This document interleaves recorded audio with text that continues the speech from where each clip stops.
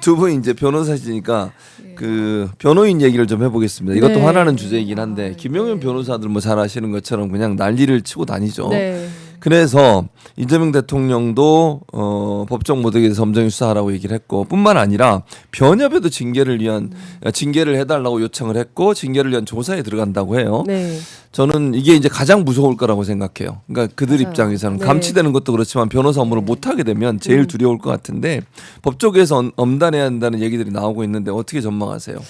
저는 진짜 엄격하게 해야 된다. 그리고 변호사 자격증까지 박탈을 해야 된다라고 생각을 하는데 그때까지 시간이 굉장히 좀 많이 걸릴 겁니다. 네. 그래서 본인이 이의 제기를 하면 지금 이제 서울 변협에서 하고 대한 변협에서 하고 본인이 이의 제기를 하면 법무부에서 또 이제 이의 제기 결과를 또 한 번 더 판단할 수 있게 되는데 그 결과를 에 대해서 행정소송을 또 할 수가 있습니다. 1심, 2심, 3심까지 가면 너무 길어질 가능성이 있어요. 그럼에도 불구하고 굉장히 엄격하게 해야 된다고 생각하는데 정말 자신들의 사적 이익을 위해서 자기가 네. 뜨기 위해서 법정을 이용을 하는 거잖아요. 네. 의뢰인에게도 해가 되는 행동이고 그러니까 보통 유튜버들이 체포당하고 수사당하는 걸 갖다가 이용을 하잖아요. 일부러 경찰관들을 그렇게 하죠. 도발을 하고 국회의원이라든지 대통령 지나갈 때 소리 질러가지고 일부러 이제 잡히려고 하고 그러면서 네. 뜨려고 하는 거잖아요. 마찬가지로 이 변호사들은 이제 중계되는 것을 이용을 해서 법정을 자기 놀이터, 자기 앞마당처럼 자기 유튜브의 어떤 재료로 쓰고 있는 거거든요. 혼자 잡혀가면 오케이인데 그게 아니라 의뢰인들한테까지도 손해를 주는 거고 이거는 정말 전체 변호인들한테도 그 신뢰를 떨어뜨리고 품격을 떨어뜨리는 거예요. 저런 사람도 변호사 하는구나. 변호사 집단이 그냥 저렇게 되는구나. 라고 하면서 전체의 어떤 신뢰를 떨어뜨리는 거기 때문에 네. 굉장히 엄격하게 좀 처벌을 하고 징계를 해야 된다 이렇게 생각을 합니다. 네. 아유 진짜 사실은 변호사들이 되게 이게 너무 쪽팔린다. 같은 변호사라고 하기가 그런 말들을 지금 많이 하고 있는데요. 네. 어떤 사람은 뭐 이런 변호인이 이렇게 퇴정 명령에 불응하는 거는 뭐 법치주의에 대한 반역이다.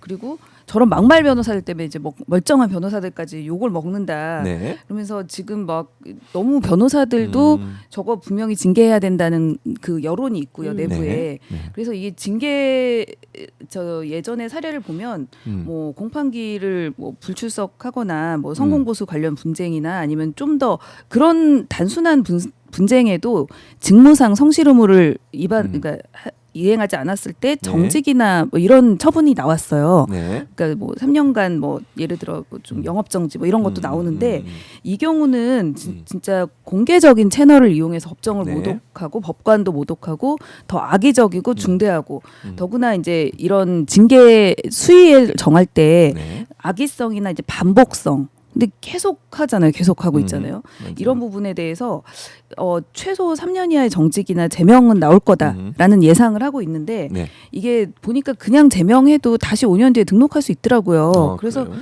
영구 제명을 해야 될 것 같아요. 영구 제명을 해야 된다. 예, 그러면은 굳이 변호사를 하고 싶으면 이제 로스쿨부터 다시 시작하셔야 되는 나이가 좀 많은데 그럴 것 같고요. 네. 예, 그리고 방금 유튜버 말씀하셨는데 저는 이분들이 그냥 저기 변호사를 할 생각이 없는 것 같아요. 향후에 누가 어떤 의뢰인이 이런 사람한테 맡기겠어요. 그래서 아마도 이제 정광훈? 네, 이런 분이 정광훈인 정광 이런 사람. 나중에 네. 아니 대선 후보로도 나왔었다 그러더라고요. 맞아요, 거기. 이하상 아, 네, 그렇구나. 예전에. 그러니까 정광훈 당에서. 네. 네. 그러니까 정치를 하거나 아니면은 이제 전환길처럼 유튜버를 하고 싶은 이런 이제 꿈을 꾸는 것 같은데 지금 사실은 어그로 끌고 있는 사람 많잖아요. 전환길 뭐 강적이고 뭐 장동혁도 만만치 않은데 이 사람들이 그 사이에서 버틸 수 있을까? 유튜버로도 실패할 거다라는 전망을 하고 있습니다. 그 사이에 이제 저희가 1,000명을 넘어섰고요. 네. 다시 좀 줄긴 했는데 어쨌든 너블리님이 슈퍼챗 보내주셨고 너블리님은 오. 계속 홍정민 전 의원 아, 응원하시더라고요. 그래요? 오, 감사합니다. 소피아님도 미국에서 네, 오. 또 후원금 보내주셨습니다. 감사드리고요. 너블리님, 이태우님도 홍정민 의원님 응원하시고. 홍정민 의원님이 예. 이렇게 시간이 지날수록 네. 이 시청자들에게 네. 아주 편안하고 호감가게 이렇게 말씀을 하시는 게 저도 느껴져. 근데 저도 요즘 일단 약간 편안해. 처음보다는 조금 더 세지셨어요. 처음에 말을 좀 조심하시더니 요즘은 약간 좀 세게 얘기하시는. 아니 그래도 그러니까 그래도 맞아요. 편안해. 호감형이야. 그리고 조곤조곤하게 설명을 잘해주세요. 네, 네. 맞습니다. 호감형이야. 그 이제 김지호는 성내고요.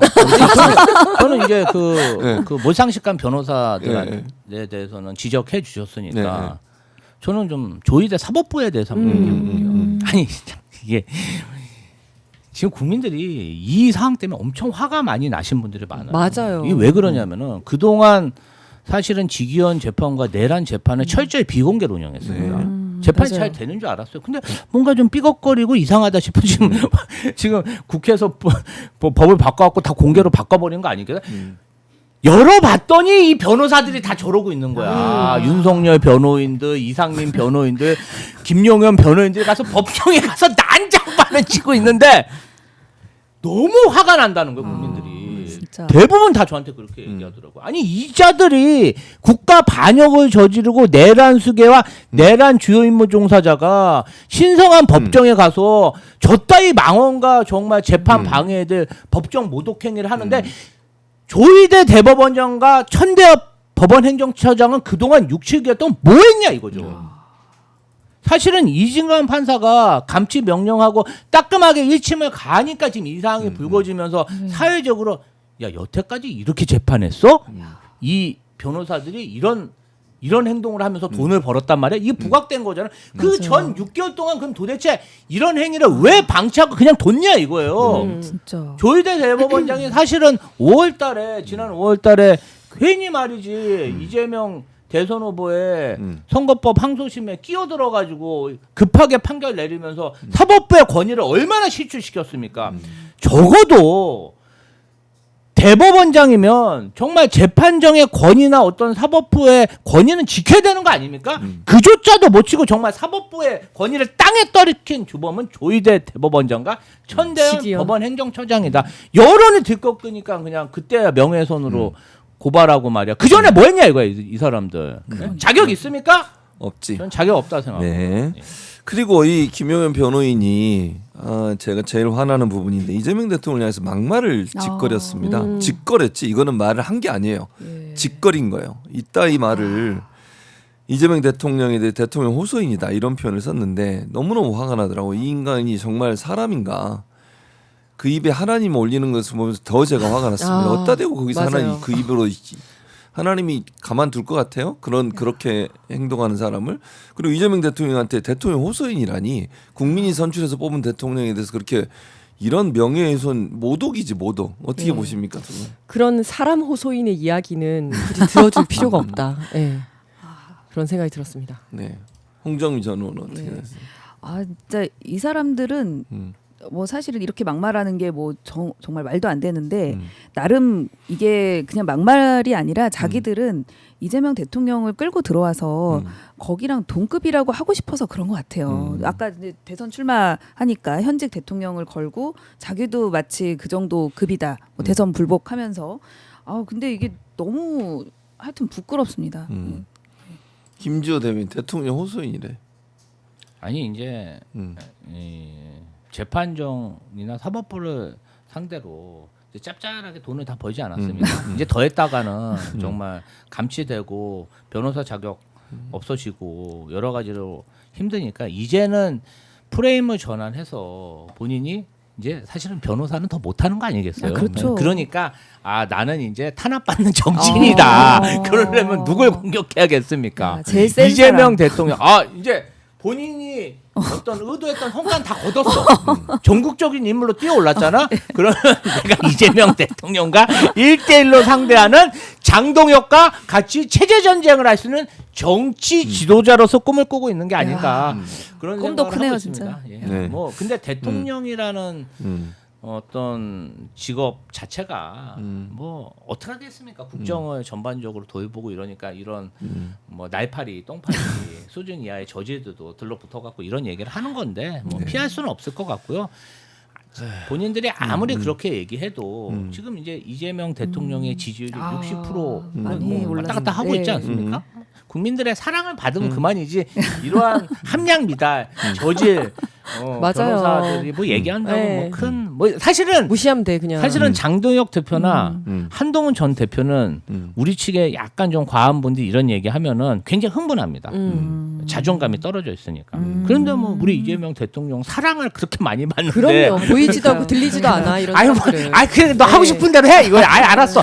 대통령이 오죽하면 제 욕도 좀 하세요. 아니 대통령 진짜 욕해. 대인배예요. 대통령 욕해야 돼.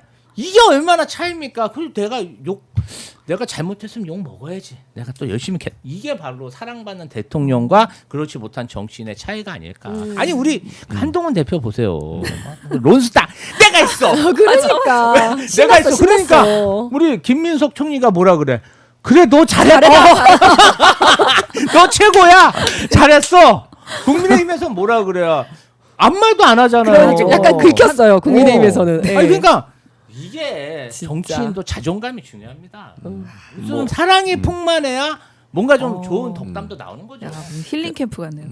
대통령님은 화를 안 내시지만 제가 열받습니다. 그렇죠. 이게 뭐 하는 옆에서 짓입니까? 보는 사람들은. 변호인이라는 인간이 이따위 말을 네. 어떻게 짓거리는지 저는 막히죠. 도저히 납득이 안 됩니다. 네, 이런 맞아요. 이런 사람이 무슨 변호사라고 그러고 다니는지 좀 납득이 안 됩니다.